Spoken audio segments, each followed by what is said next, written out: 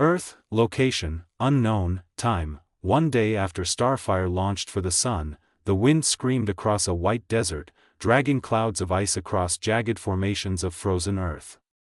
Buried beneath the surface was a facility long forgotten by the world, but inside the walls of the deep chamber, there was no wind. No natural light or sound. Just the slow hum of decaying machinery, the hiss of old hydraulics, and the labored breath of something not quite human. In the center of a reinforced chamber, surrounded by rusted equipment and cracked screens, lay a figure in a suspended state. Wires pierced into his spine. Metal tubing ran from his arms into the machines. His face, what remained of it, was mostly gone. One eye glowed red behind a skeletal steel frame. His voice, when it came, sounded more static than speech. Status, a cloaked figure stepped out of the shadows. The signature shimmer of tech phasing shimmered over his body. He was wearing a gray suit, and his face was hidden behind a gray mask, the infamous Infiltrator. Ghost. Earth 1610 version, Starfire has launched, Ghost said. Stark is off-world.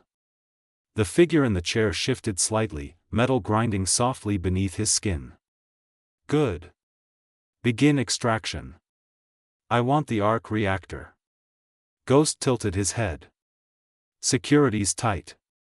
Stark's system uses live retinal scans and adaptive passcodes. Any wrong step and the whole base locks down. So far, all our drones, hacking, and infiltration attempts have failed. Could fry half my tech on the way in. The voice from the chair rasped like broken code. You've done worse for less. Ghost didn't argue, the cyborg continued, slower now. That arc reactor. The limitless energy. With it, I can abandon this shell. He raised one arm. The fingers trembled. The flesh around the metal frame had all but decayed. His body had lasted too long, barely kept alive by patchwork upgrades and a will to survive. I will rebuild. Perfected. No more dying piece by piece. I'll become the perfect cybernetic human in existence. I'll beat time itself. And when I am whole, you get what I promised. Ghost said nothing, but his gaze lingered. Behind the mask, pain pulsed through his nerves. His body had begun deteriorating months ago. Something in the failed phasing tech he had used. His organs were failing. His mind was crumbling with each passing moment. The very thing that made him a ghost was killing him. I'll get it, Ghost said. But if I bring you that reactor, you fix me. No delays. The half-man nodded, cables twitching from the back of his skull. I don't need you broken. I need you invisible. Ghost activated his stealth field. The air shimmered around him and then fell silent. Only his footsteps remained, then even those faded. The cyborg leaned back, the chair groaning beneath him.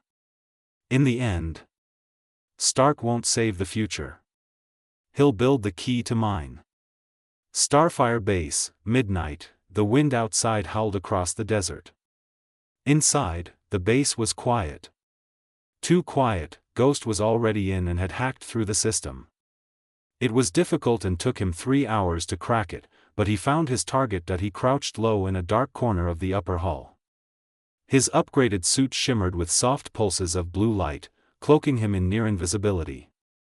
A small scanner pulsed on his wrist, mapping out power flows, sensors, and motion triggers. He moved like a shadow, slipping past every trap and camera thanks to his intangibility and invisibility. No sound. No alert.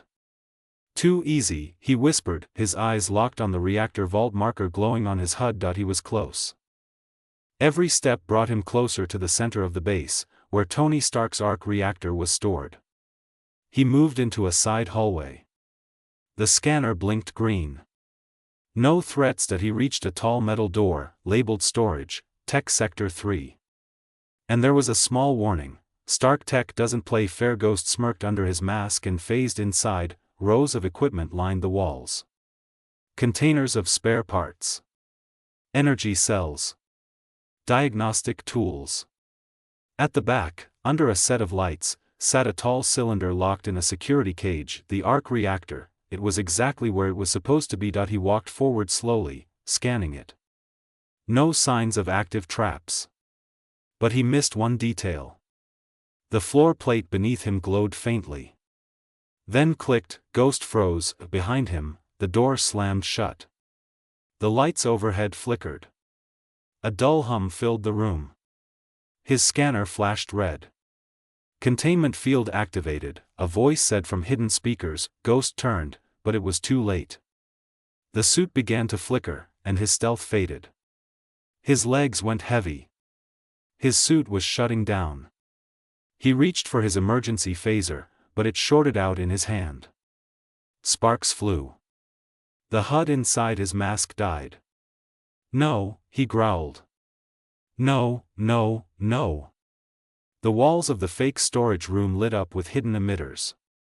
It wasn't a storage unit. It was a containment cell, and standing on the other side of the transparent door, arms crossed, was Yelena. Next to her stood Natasha.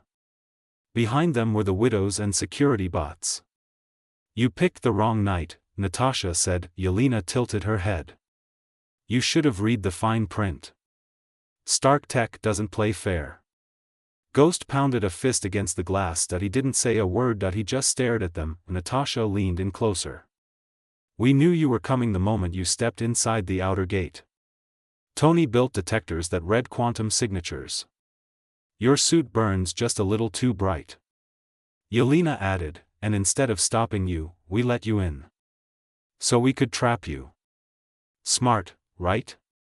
Ghost didn't answer. His suit continued to shut down piece by piece, trapped, powerless, and out of time. Yelena walked to Ghost and looked at him with pity. You know what we do with thieves. Well, you will. She clenched her fist. The nanites swarmed down her arm, forming a gauntlet etched with glowing lines. A holographic screen flared to life above her wrist. She entered a sequence. From beneath the floor, panels slid open with mechanical clicks. Multiple tentacles surged upward, flexible, seamless, forged from adamantium-bound nanites. They whipped toward Ghost and latched onto his limbs, torso, and spine with precision. Ghost struggled. He activated his backup power source and tried to phase, flickered, tried to twist free, but the tentacles held. The adaptive nanites countered every frequency and phased signature his suit pushed out. Plus, the adamantium was capable of absorbing foreign energy. All in all, there was no way for him to escape. He reached for his hidden explosives. A light fizzle. That was all. No boom. The tentacles had already severed power flow to his storage nodes. The floor hissed as more tendrils slithered around him, pulsing with blue light.